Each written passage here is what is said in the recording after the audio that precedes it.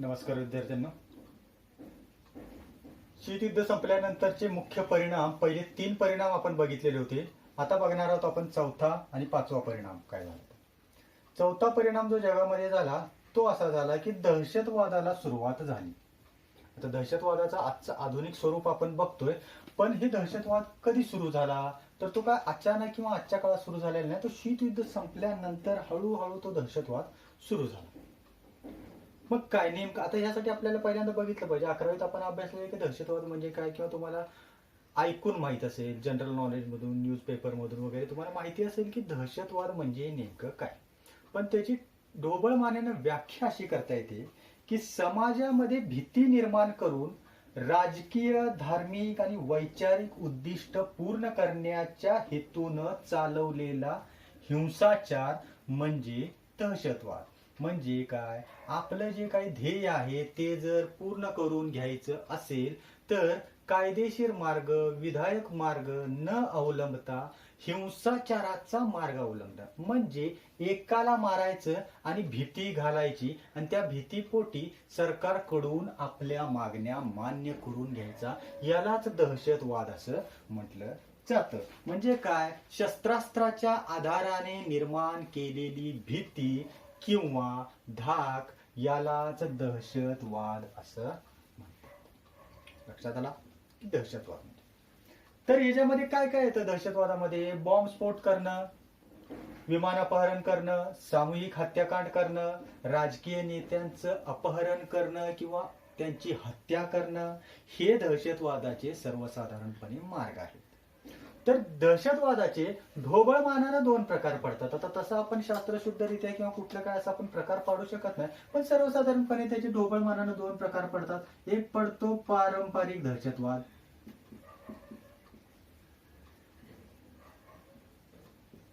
पारंपरिक दहशतवाद. आता हा पारंपरिक दहशतवाद म्हणजे काय, जुन्या काळापासून चालत आलेला किंवा दहशतवादाची जेव्हा सुरुवात झाली तेव्हापासूनचा दहशतवाद. ह्याच्यात काय, डायरेक्ट शासनाला किंवा सरकारला लक्ष केलं जातं.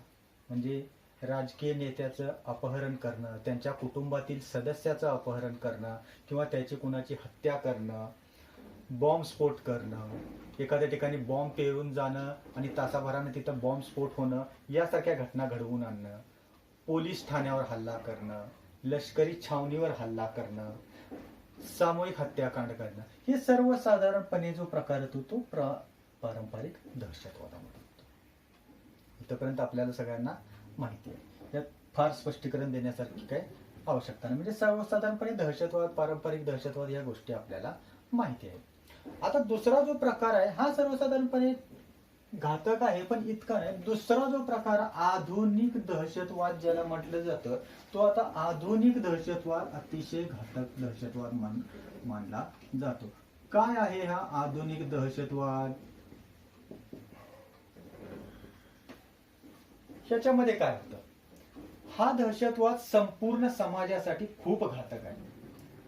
यामध्ये केवळ राजकीय नेत्यांनाच टार्गेट केलं जातं किंवा लष्कराला टार्गेट केलं जातं अशा प्रकार नसतं. संपूर्ण समाजामध्ये कुठंही कुणालाही कशाही प्रकारे यामध्ये लक्ष केलं जाऊ शकतं आणि उद्ध्वस्त केलं जाऊ शकतं याला म्हणतात. जसं की अचानकपणे विमान अपहरण करणं, आत्मघाती बॉम्बस्फोट, एखाद्या बाजारामध्ये एखाद्या व्यक्तीनं बॉम्बची पिशवी घेणं, बॉम्बची बॅग घेऊन जाणं आणि तो बॉम्बस्फोट स्वतः सोबत बॉम्बस्फोट घडवून आणणं. त्याचबरोबर अपहरण केलेलं विमान अचानकपणे कुठल्या तरी इमारतीला, जसं अमेरिकेमध्ये 11 सप्टेंबर 2001 ला जी घटना घडली होती, ज्याला 9/11चा किंवा 9/11चा अटॅक असं म्हटलं जातं, तो हल्ला म्हणजे विमान अपहरण करून ते विमान इमारतीला धडकवणं आणि त्यामध्ये हत्याकांड घडवून आणणं, हे जे आहे हे आधुनिक दहशतवादाची उदाहरणं मानली जातात. मग अशी अनेक उदाहरणं 2001 नंतर झाली का. म्हणजे प्रत्यक्षात काय केलं, त्यांनी अमेरिकेमध्ये जो हल्ला केलेला होता त्यामध्ये त्यांनी कुठल्याही प्रकारचा विस्फोटकांचा, म्हणजे ज्याला आपण म्हणतो ना बॉम्ब एक्सप्लोजिव्ह, त्याचा कुठलाही वापर केलेला नव्हता. मग त्यांनी काय केलं, विमानाचं अपहरण केलं. ते जे वैमानिक होते ते, म्हणजे जे दहशतवादी होते ते वैमानिकच होते, किंवा त्यांनी विमान चालवण्याचं प्रशिक्षण घेतलेलं होतं आणि त्या पद्धतीनं त्यांनी ते विमान अपहरण केलं आणि ते विमान एखाद्या इमारतीला धडकवलं तर त्या विमानामध्ये असणारं इंधन म्हणजे पेट्रोल जर अचानकपणे ते विमान एखाद्या मोठ्या इमारतीला धडकलं तर त्या पेट्रोलचा भडका उडून ती इमारत उद्ध्वस्त होऊ शकते का हे त्यांनी पाहिलं आणि त्यामध्ये त्यांना यश मिळालं आणि ते आधुनिक दहशतवाद असं म्हटलं जातं. म्हणजे त्या सर्वसाधारणपणे त्या हल्ल्यामध्ये 50,000 अमेरिकी नागरिक आणि काही परदेशी नागरिक मारले गेले होते. हा आधुनिक दहशतवाद. तशाच प्रकारचा हल्ला त्यांनी अमेरिकेचं लष्करी मुख्यालय पेंटागॉन येथे आहे त्या पेंटागॉनवरही हल्ला केला होता. व्हाईट हाऊसवर हल्ला करण्याचा त्यांचा हेतू होता पण वेळीच ते विमान व्हाईट हाऊसच्या जवळपास पाडलं गेलं आणि व्हाईट हाऊसला ते विमान धडकलं नाही. याला म्हटलं जातं आधुनिक दहशतवाद. मग अशी अनेक उदाहरणं आहेत. हल्लीचं जर उदाहरण जर घ्यायचं झालं तर 26/11/2009 साली 26/11/2008 ला जो मुंबईवर हल्ला झाला होता कसाब जो जिवंत अतिरेकी सापडला होता तो आधुनिक दहशतवादाचाच एक प्रकार आहे.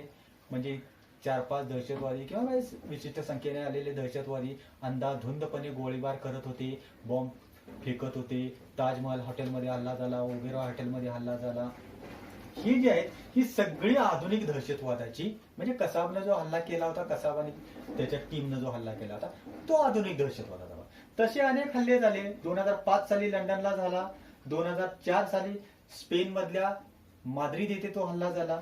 ही दहशतवादाची उदाहरणं. म्हणजे काय, शीतयुद्ध संपल्यानंतर जी काही छोटी आणि कमकुवत राष्ट्र होती त्यांना जे त्यांचं ध्येय साध्य करायचं होतं ते त्यांनी या दहशतवादाचा मार्ग अवलंबून करायला सुरुवात केली. सुरुवातीच्या काळात त्यांचा पारंपरिक दहशतवाद होता आणि जसजसं जग बदलत गेलं, टेक्नॉलॉजी वाढत गेली, बदलत गेली, तसतसं त्यांनी आधुनिक तंत्रज्ञान जसं जगात वापरलं गेलं तसं त्यांनी आधुनिक तंत्रज्ञान दहशतवादामध्ये सुद्धा वापरायला सुरुवात केली. आजकाल दहशतवाद्यांच्याकडं वेगवेगळी शस्त्रास्त्र आहेत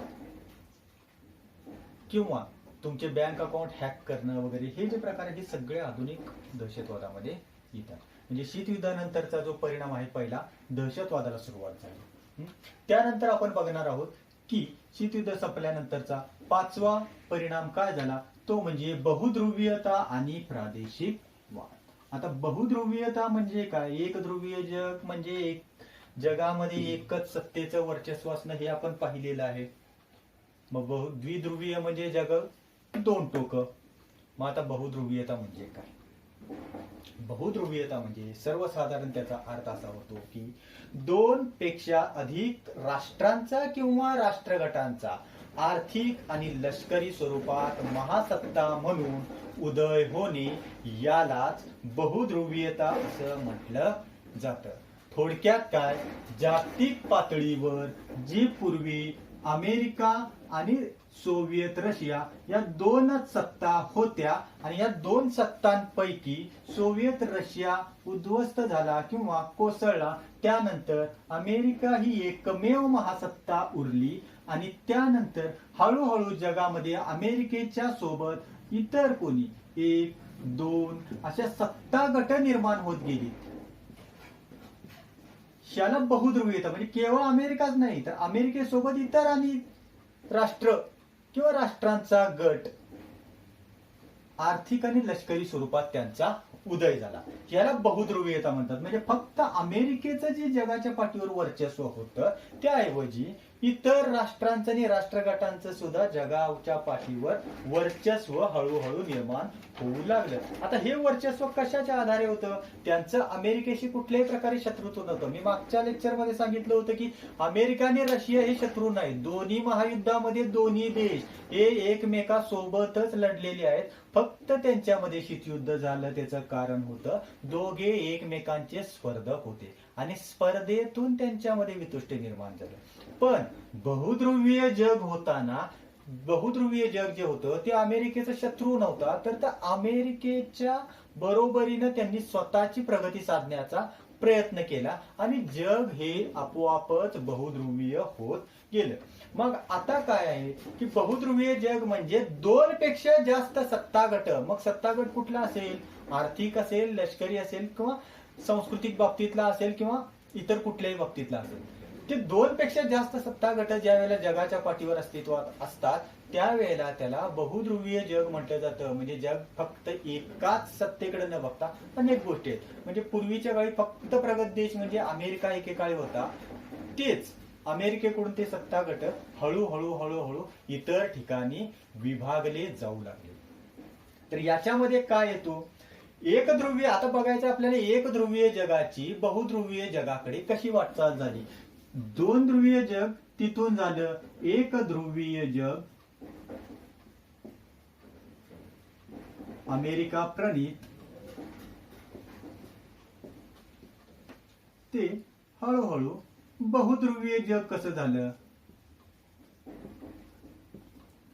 म्हणजे जगामध्ये अमेरिकेला वर्चस्व अमेरिकेला आव्हान कोण कोण देऊ लागले. आता अमेरिकेला आव्हान दिलं ते त्यांनी लष्करी बाबतीतलं आव्हान न देता आर्थिक बाबतीतलं आव्हान दिलं.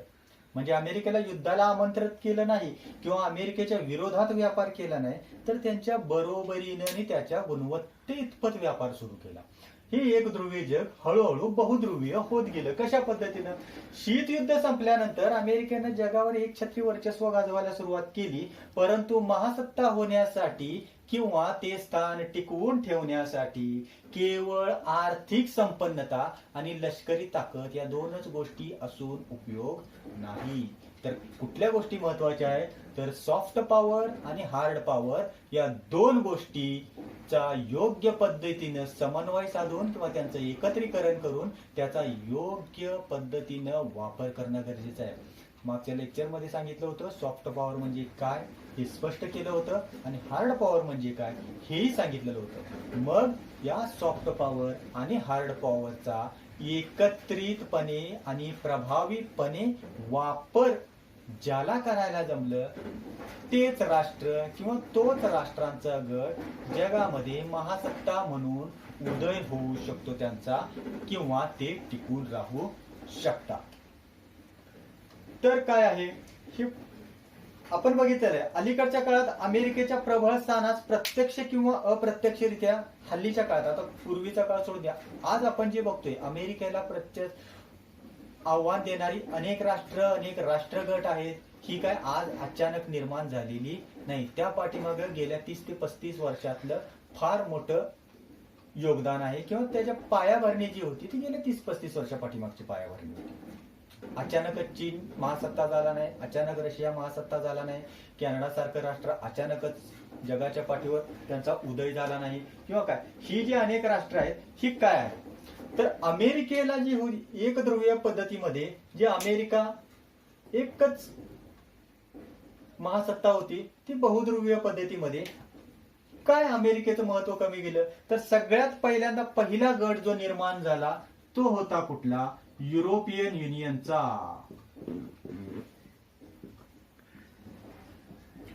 युरोपीय युनियन हा पहिला सत्ता गट होता जो एक ध्रुवीय जगाकडून बहुध्रुवीय जगाकडे जाणारा होता. पहिला सत्ता गट कुठला, युरोपियन युनियन. आता हे युरोपियन युनियन काय आहे, युरोप खंडांमध्ये असणाऱ्या राष्ट्रांनी स्वतःचा केलेला एक गट. आता काय होतं तर बघा, सततच्या युद्धामुळे, म्हणजे सततचं युद्ध, पहिलं महायुद्ध, दुसरं महायुद्ध युरोपनं अनुभवलेलं होतं, त्यानंतर शीतयुद्ध अनुभवलेलं होतं. मग ह्या सततच्या महायुद्धांच्या मुळे युरोपचं प्रचंड प्रमाणात नुकसान झालेलं होतं. मग हे नुकसान जे होतं ते त्या गोष्टीला युरोपमधली राष्ट्र ही पूर्णपणे कंटाळलेली होती किंवा त्यांना त्या गोष्टी नकोशा होत्या. म्हणून त्यांनी काय केलं, आपापसातील सर्व राजकीय मतभेद विसरून एकत्र येण्याचं ठरवलं. म्हणून युरोपातल्या सुरुवातीला 19 देशांनी युरोपियन युनियन ची स्थापना करण्याची ठरवलं आणि यातून त्यांनी एक आर्थिक गट स्थापन केला. पुढे आपण ते बघणार आहोत त्याचं डिटेलमध्ये स्पष्टीकरण. आणि युरोपियन गट त्यांनी एकत्र येऊन स्वतःचा एक युरोपियन गट किंवा युरोपियन संघ किंवा युरोपियन युनियन स्थापन केला. हा पहिला अमेरिकेला असलेलं आव्हान निर्माण झालं. ते अमेरिकेच्या विरोधातलं नव्हतं, त्यांना स्वतःची प्रगती करायची होती, त्यातून ते आपोआपच आव्हान निर्माण झालं. दुसरा होता तो कुठला, जपान. अमेरिकेच्या वर्चस्वाला आव्हान देणारं दुसरं महत्वाचं राष्ट्र म्हणजे जपान. इतिहासामध्ये अभ्यास केलेला आहे की जपाननं अमेरिकेच्या पर्ल हार्बर या बंदरावर हल्ला केला आणि अमेरिकेचं अतोनात नुकसान केलं. म्हणजे दुसऱ्या महायुद्धात जपान आणि अमेरिका ही शत्रू राष्ट्र होती. मग अमेरिकेनं जपानवर अणुहल्ला केला, जपाननं युद्धात शरणागती स्वीकारली आणि जपाननं पूर्णपणे उद्ध्वस्त झालेला जपान होता. मग अशा पद्धतीमध्ये वेळी काय झालं, पूर्वीकडे जपानने बघितलं युद्ध करून नुकसान होतं आणि युद्धात नाहक त्रास हा जनतेलाच भोगावा लागतो. म्हणजे 30-40 वर्षात केलेली प्रगती हे 2-3 वर्षाच्या युद्धामध्ये काय होते, पूर्णपणे उद्ध्वस्त होते. आणि एखादा देश जर एखाद्या महायुद्धात जर सहभागी झाला असेल तर तो देश कमीत कमी 10 वर्ष पाठीमागे जातो. मग इलेक्ट्रॉनिक्स मध्ये जपानने प्रचंड मोठी प्रगती केली. आता तुम्ही जे बघता या गोष्टी आज मोबाईल वगैरे आहेत, तुम्हाला त्या गोष्टी माहिती आहेत, पण पूर्वीच्या काळी VCR, वॉकमन यासारख्या ज्या इलेक्ट्रॉनिक्स गोष्टी होत्या त्या जपाननं सुरुवात केली होती त्याची, आणि मार्केटमध्ये त्या गोष्टी जपाननं आणल्या. मग VCR असेल, TV असेल, वॉकमन असेल. आता तुम्ही गाणी ऐकायला मोबाईलचा वापर करता, पण त्या पूर्वीच्या काळी गाणी ऐकण्यासाठी एक छोटा टेप रेकॉर्डर होता, त्याला वॉकमन म्हणलं जातं. हे सगळं इलेक्ट्रॉनिक्स ज्या होत्या हे जपाननं आणलेल्या मार्केटमध्ये. आणि कुठंतरी अमेरिकेच्या वर्चस्वाला हे आव्हान होत होतं, कारण अमेरिकेच्या इलेक्ट्रॉनिक्स मार्केट हे हळूहळू जपानकडे सरकत होतं. म्हणजे इथं दुसरा सत्तागट निर्माण झाला. तिसरा सत्तागट जो आज सगळ्यात मोठा आणि भयानक मानला जातो तो म्हणजे कुठला, तर चायना किंवा चीन. हे चीन जे राष्ट्र आहे, आज अमेरिकेला जे सरळ सरळ आव्हान देऊ शकणारे राष्ट्र जर कुठलं असेल तर ते आहे चीन. हे चीन आत्ता जगाच्या पाठीवर अमेरिका रशियाच्या खालोखालची तिसरी महासत्ता मानली जाते. आणि ही तिसरी महासत्ता काय आज अचानक एका दिवसात किंवा गेल्या 4-5 वर्षात झालेली नाही. 1970 साली याची सुरुवात झाली होती. चीनचे राष्ट्राध्यक्ष डेंगपिंग यांनी त्याची सुरुवात केली होती. त्यांनी काय केलं, चीनमध्ये साम्यवादी सरकार ठेवलं, पण अमेरिकेप्रमाणेच उदारमतवादी धोरण स्वीकारलं आणि बाहेरच्या कंपन्यांना चीनमध्ये बोलवलं, त्यांच्यासोबत तंत्रज्ञानाची वाटणी केली, आपलं तंत्रज्ञान त्यांना दिलं, त्यांचं तंत्रज्ञान आपण शिकले. आणि अशा पद्धतीने 1970 पासून ते आज 2020 पर्यंत चीन एक प्रचंड मोठी महासत्ता म्हणून जगाच्या पाठीवर अस्तित्वात आला. त्याचबरोबर त्यांनी काय केलं, ज्या वेळेला चीन हा लष्करी आणि आर्थिक महासत्ता झाला त्यावेळेला चीन पाकिस्तान कॉरिडॉर आणि वन बेल्ट वन नेशन ह्या 2 संकल्पना पुढे आणल्या. काय आहे चीन पाकिस्तान कॉरिडॉर? चीन पासून ते पाकिस्तान पर्यंत एक कॉरिडॉर म्हणजे एक विभाग निर्माण केला. आणि त्याचबरोबर वन बेल्ट म्हणजे काय, पट्टा. आता आपण पट्टा या अर्थाने वापरू तिथं की प्रदेश, म्हणजे एका सरळ रेषेत किंवा सरळ रस्त्यावरून जाणारा प्रदेश जो आहे तो वन बेल्ट वन नेशन. ही जी आहे ती वन बेल्ट वन रोड, म्हणजे एका रोडवर येणारे हे सगळे. यांनी काय केलं, ही संकल्पना सुरू केली. म्हणजे पूर्व आशियातून मध्य आशिया आणि मध्य आशियाकडून पाकिस्तान अफगाणिस्तान सारख्या या राष्ट्रांकडे चीन हळूहळू सरकत आहे आणि स्वतःच एक वर्चस्व किंवा स्वतःचा गट निर्माण करण्याचा प्रयत्न करत आहे. हे तिसरं आव्हान अमेरिकेला निर्माण झालं. पुढं चौथं आव्हान अमेरिकेच्या समोर होतं ते म्हणजे रशिया. तो अमेरिकेचा पारंपरिक प्रतिस्पर्धी रशिया. आता रशिया कसा अचानकपणे पुढे आला, शीतयुद्ध संपलं किंवा 1990 साली ज्यावेळेला सोव्हिएत युनियनचं विघटन, 91 साली ज्यावेळेला सोव्हिएत युनियनचं विघटन झालं त्यावेळेला रशिया आर्थिक दृष्ट्या अतिशय कमकुवत झालेला होता. मग आर्थिकदृष्ट्या कमकुवत झाला होता, पण रशिया लष्करी दृष्ट्या आजही अमेरिकेच्या बरोबरीची महासत्ता होता. त्यामुळं रशियाचं महासत्ता म्हणून असलेलं स्थान कमी झालेलं असलं तरी नष्ट झालं नव्हतं. मग 91 नंतर हळूहळू रशियानं स्वतःची आर्थिक प्रगती करायला सुरुवात केली. स्वतःच्या अर्थव्यवस्थेमध्ये आणि आर्थिक रचनेमध्ये त्यांनी काय केले, बदल करायला सुरुवात केली. साम्यवादापासून थोडस बाजूला येऊन ती भांडवलशाही पद्धती त्यांनी स्वीकारली. आणि याच दरम्यान हळूहळू रशिया हा ऊर्जा क्षेत्रातली महासत्ता म्हणून पुढे येऊ लागला. काय झालं, रशियामध्ये खनिज तेल आणि नैसर्गिक वायूचे मोठमोठे साठे सापडू लागले. जे पूर्वी होते, पूर्वी त्याचं उत्खनन झालेलं नव्हतं, हे रशियामध्ये ते साठे सापडले. आणि प्रचंड मोठ्या प्रमाणात रशिया हा नैसर्गिक तेल आणि नैसर्गिक वायूचा निर्यातदार बनला. म्हणजे काय झालं, ऊर्जा स्त्रोताची महासत्ता बनला. आज आपण बघतोय पेट्रोल, डिझेल आणि सिलेंडर मधला गॅस, या तीन गोष्टी जर आपल्या घरामध्ये नसतील तर घर काय, जग सुद्धा चालू शकणार नाही. बघा, तुम्हीच कल्पना करा, गाडीमध्ये पेट्रोल नाही, ट्रकमध्ये डिझेल नाही आणि घरात सिलेंडर मध्ये गॅस नाहीये, मग जग चालू शकतं का? नाही.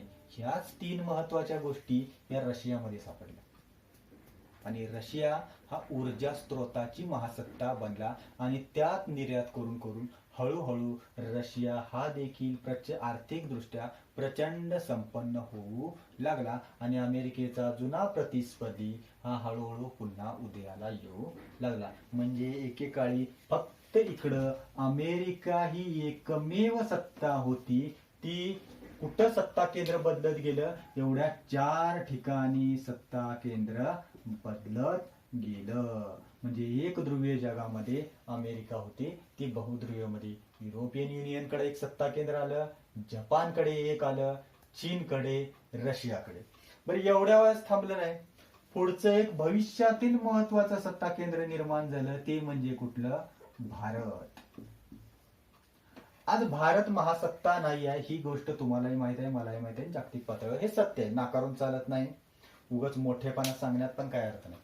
भारत ही महासत्ता आजच्या घडीला नाहीये, पण भविष्यामध्ये भारतामध्ये महासत्ता होण्याच्या सर्व क्षमता भारताकडे आहेत. आणि शिवाय चीनच्या खालोखाल लोकसंख्या, प्रचंड लोकसंख्या असणारा एक मोठा देश भारत आहे. म्हणजे थोडक्यात काय, भारत ही एक जागतिक पातळीवरची मोठी बाजारपेठ आहे. मग यानुसार काय झालं, भारताकडे भविष्यातील महासत्ता होण्याची क्षमता आहे. आणि आज आपण बघतोय जवळपास अवकाश तंत्रज्ञान क्षेत्रात, दूरध्वनीच्या क्षेत्रात असेल किंवा सॉफ्टवेअरच्या क्षेत्रात असेल, आज अमेरिकेतले बरेच सॉफ्टवेअर मधले तज्ज्ञ हे कोण आहे?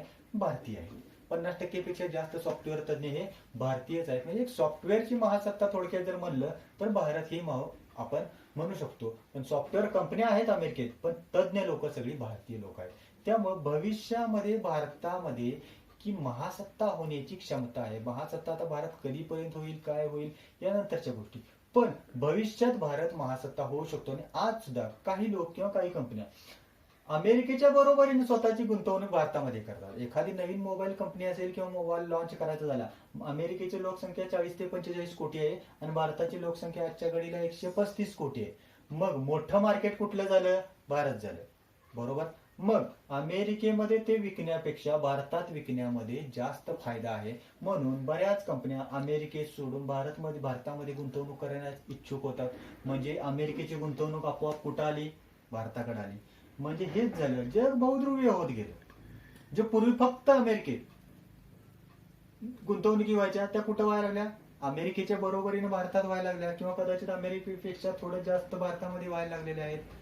हे आहे, हे सत्ता केंद्र बदलत गेलीत किंवा नवीन नवीन निर्माण होत गेलीत. आणि यानंतर एक दुसरं 6वं सत्ता केंद्र आलं, ते म्हणजे एशियन. आता हे एशियन काय आहे? एशियन म्हणजे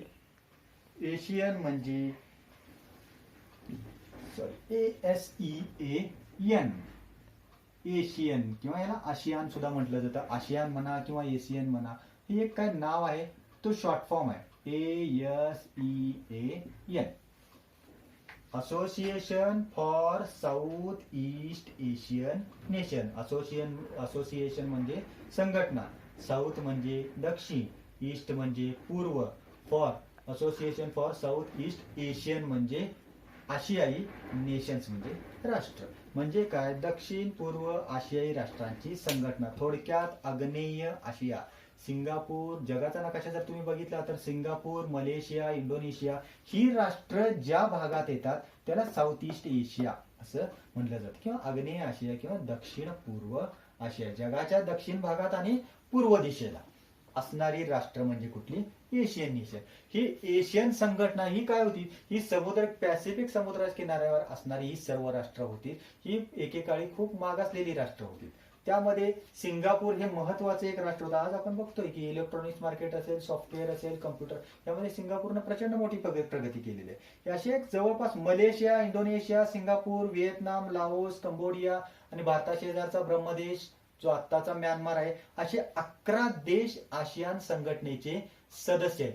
या सगळ्यांना कळून चुकलं होतं की एकट्यानं प्रगती करण्यात काही अर्थ नाही. यापेक्षा आपण सगळे जर एकत्र आलो आणि आपली स्पर्धा कमी केली तर आपण एक नव्या पद्धतीनं काय करू शकतो, स्वतःची आर्थिक प्रगती घडवून आणू शकतो. आणि तुम्हाला कदाचित विश्वास बसणार नाही, या आसियान संघटनेचा प्रगतीचा दर हा एकेकाळी चीन आणि अमेरिकेपेक्षा सुद्धा जास्त होता. म्हणजे इतक्या प्रचंड वेगानं आसियाननं प्रगती केली होती की अमेरिकेला सुद्धा वाटलं होतं की आपण सुद्धा आसियान संघटनेचा सदस्य व्हावा, असं अमेरिकेने सुद्धा एकेकाळी प्रस्ताव ठेवलेला होता. का? कारण यांच्या प्रगतीचा वेगच इतक्या प्रचंड होता. ही सगळी पॅसिफिक समुद्र किनाऱ्यावर असणारी राष्ट्र आहेत. मग समुद्रातील त्यांच्यावर काय मासेमारी असेल, समुद्रातलं खनिज तेल असेल आणि स्वतःकडे असलेलं तंत्रज्ञान त्यांनी इतरांच्याकडे दिले, इतरांकडे असलेलं तंत्रज्ञान त्यांनी स्वतःकडे घेतलं. म्हणजे काय, एका देशाकडे एकच तंत्रज्ञान पूर्वी होतं, ते 11 देशांचं तंत्रज्ञान त्यांच्याकडे, प्रत्येकाकडे 11 तंत्रज्ञान झाली आणि 2 नवीन तंत्रज्ञानांमधून आधुनिक पद्धतीचं 3रं 4थं तंत्रज्ञान हे त्यांनी विकसित केलं आणि ते स्वतःची प्रगती निर्माण करू शकले. आणि त्याचबरोबर अमेरिकेतल्या अनेक कंपन्यांनी, जपानच्या कंपन्यांनी, युरोपियन कंपन्यांनी या आसियान राष्ट्रांमध्ये गुंतवणूक करायला सुरुवात केली आणि यातून यांची प्रचंड मोठ्या प्रमाणात वेगानं आर्थिक प्रगती होत गेली. म्हणजे काय, एक लक्षात घ्या, पूर्वी फक्त अमेरिका गुंतवणूक करायची तर अमेरिका, महासत्ता म्हणजे अमेरिका, जगाची मोठी बाजारपेठ म्हणजे अमेरिका, हे जे एक सूत्र होतं ते हळूहळू हळूहळू कुठं या 6 ठिकाणी ते पसरत गेलं किंवा ते विस्थापित होत गेलं. आज कॅनडा असेल, ऑस्ट्रेलिया असेल, ब्राझील असेल, अशी अनेक राष्ट्र आहेत ज्या राष्ट्रांच्या जी राष्ट्र आजच्यामध्ये जागतिक कंपन्या गुंतवणूक करू इच्छितात. म्हणजे थोडक्यात काय, जग बहुध्रुवीय होत चाललेलं आहे. इथपर्यंतचा मुद्दा समजला असेल.